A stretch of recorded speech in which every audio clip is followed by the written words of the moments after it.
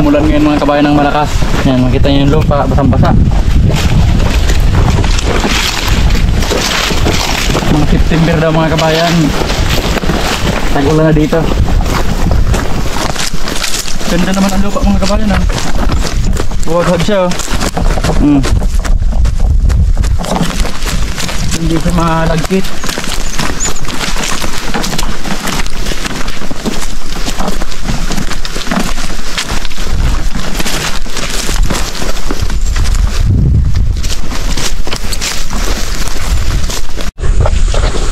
Yan, dito muna kami gagawa mga kabayan sa tayuan namin ng kubo. Ayan si Onyo, doon naman mga kabayan nagpuputol. Ayan, pinuputol niya na yung mga kahoy. Doon tayo Sel, doon tayo pupunta.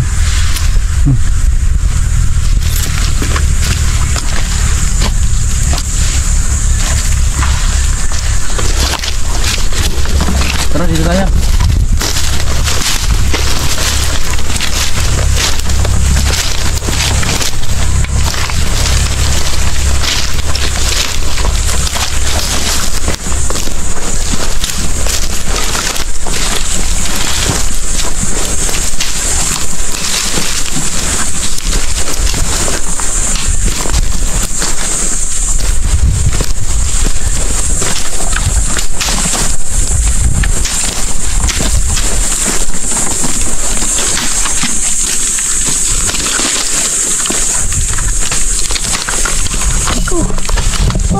Ito. Dito mo na, gabit mo na yan. Akin yung isang doyan. Sa akin to. Doon ko muna ng doyan ang kabayan sisil dito.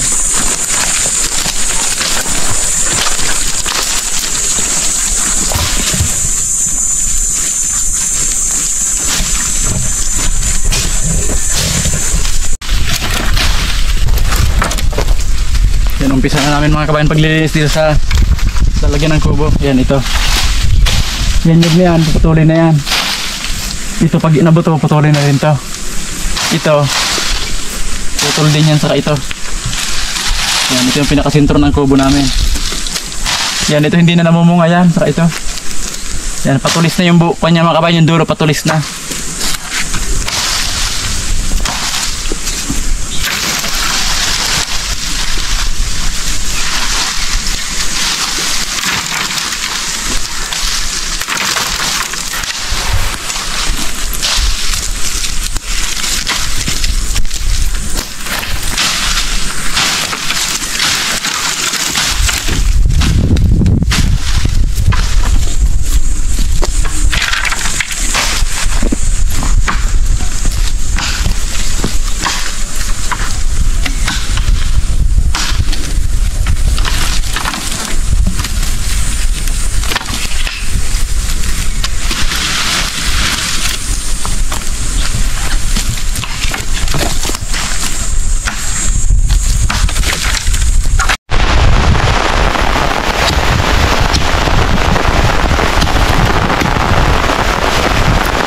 Maglinis ngayon mga kabayan oh. Ulan-ulan ng kaunti. Yan, mapresko, hindi katulad kanina nagbaling init.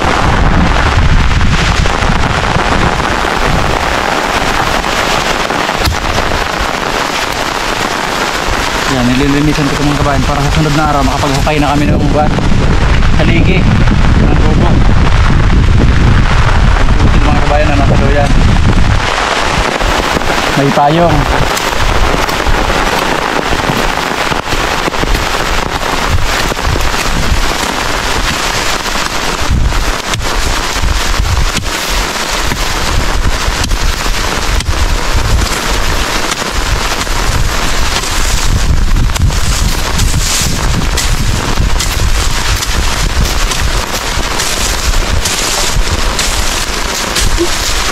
Patong ng mga dahon na.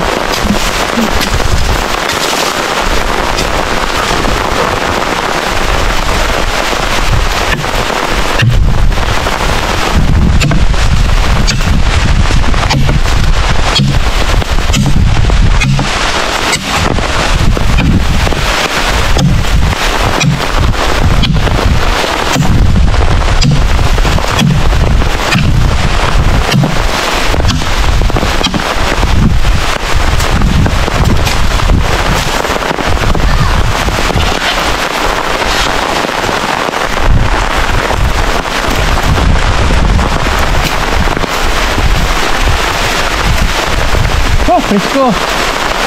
Mamaya lalamigin na kami yan.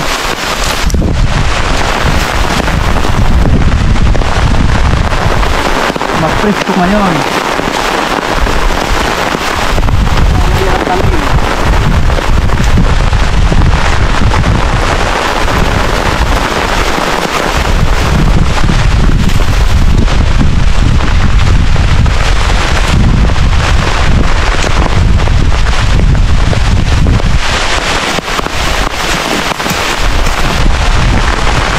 Bago man lang matapos mga kabayan yung tag-init, matapos na namin yung kubo.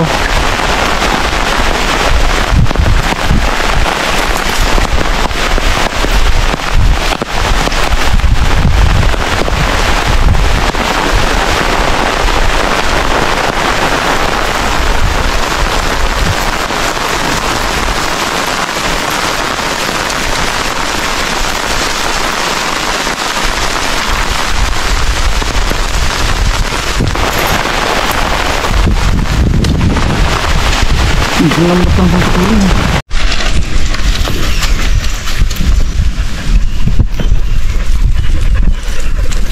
Yan mga kabayan, daming gagawing uling siguro hanggang dun yung sa dulo. Siguro mga 100 sako yan.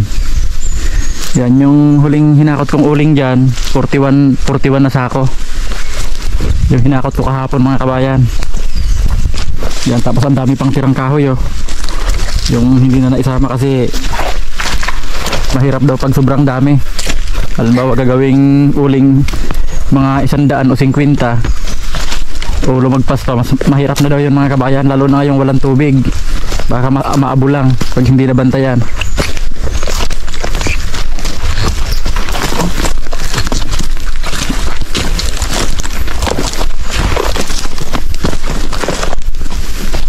Yan dito mga kabayan, ang dami pang naiwang kahoy na ulingin.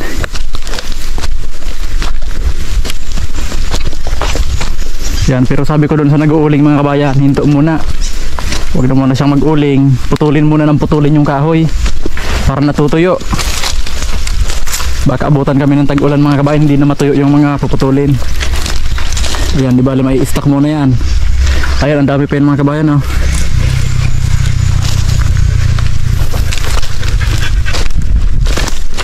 Ayan, ang sinisis mga kabayan.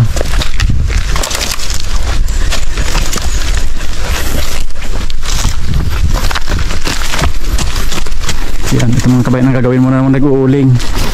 Sabi ko wag mo nang ulingin yung kahoy na mga natitirang yan. Diba bukas ang gagawin mga kabayan, puto lang muna ng puto lahat yan. Yan, sabi ko mga kabayan, putulin muna lahat ito. Itong 4 na hektarya na to sa estimate ko mga kabayan. Kasi itong natatabasan na to, halos 4 na hektarya na to. Yan, ganito na lahat yan. Malinis na yung ilalim. Yan, yun yung tinabasan nila yung mga nakaraang linggo. Kaya sabi ko dun sa nag-uuling, huwag na munang ulingin yung mga titirang mga kabayan, yung mga titirang kahoy na naputol na. Ito muna yung pinapauna ko. Sabi ko putulin muna lahat ng kahoy para natutuyo na yung mga dahon, para bago magtag-ulan malinis na. Bukas ang gagawin nila puro lang putol. Ayan si Onyo mga kabayan, inumpisa na ngayon. Yan, pauwi na kami mga kabayan. Kasi umulan kanina, nabasa kami. Nalamig na kami ni Sam. Pero si Onyo, nandun pa siya ngayon mga kabayan. Marandig niya, nagpuputol pa siya. May tinatapos lang siya, tapos uuwi na rin daw siya. Kami mauna na kami.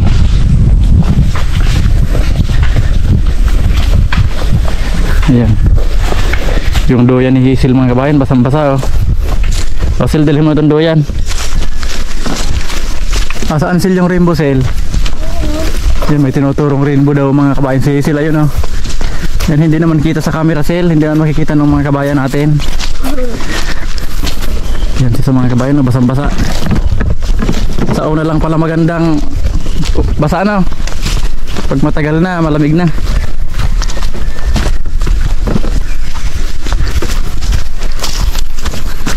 Yan mga kabayan, ang dami pang uulingin. Nalaglag.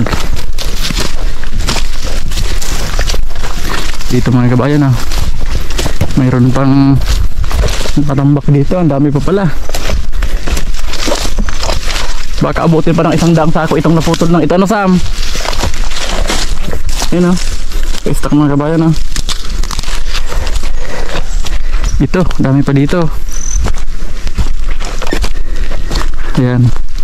Puputulin na lahat yan. Siguro mga 1 linggo mga kabayan, kitang kita na lahat yan. Putol na lahat yan. Di bali ang magpuputol niyan mga kabayan, 3 tao. Tapos ako naman magli-layout ako dito sa kubo. Tapos magpapahukay na ako para maibaon na ito mga kabayan, haligi. Yan, ito mga kabayan ha.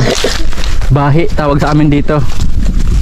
Yung puno ng anahaw mga kabayan, yung sobrang taas na, hindi na rin makuha yung kwan. Mahirap na rin kunin yung dahon. Yan yung mga pinuputol na sa amin dito. Ayun mga kabayan ha. Sobrang taas na yan.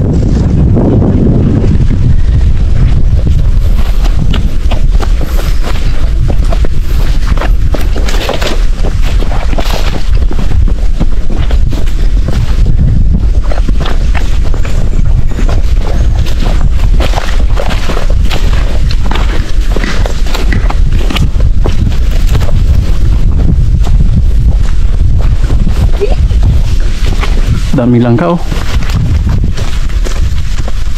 Yan, sawa na kami sa langka mga kabayan. Puro na lang langka yan oh.